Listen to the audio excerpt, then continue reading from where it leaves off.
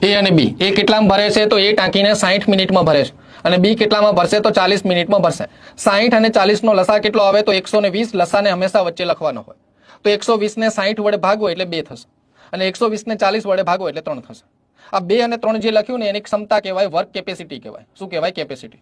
અને આ જે મળે ને 120 એ કુલ કામ કહેવાય એટલે કે ટાંકીની વાત કરી છે તો એવું માની લો કે 120 લીટરની ટાંકી છે વચ્ચે 120 આયનો મતલબ શું થાય કે 120 લીટરની ટાંકી છે જેમાં એ 2 લીટર ભરી શકે ને બી 3 લીટર ભરી શકે એક સાથે ચાલુ કરો ને એટલે 5 લીટર ભરાય એક સાથે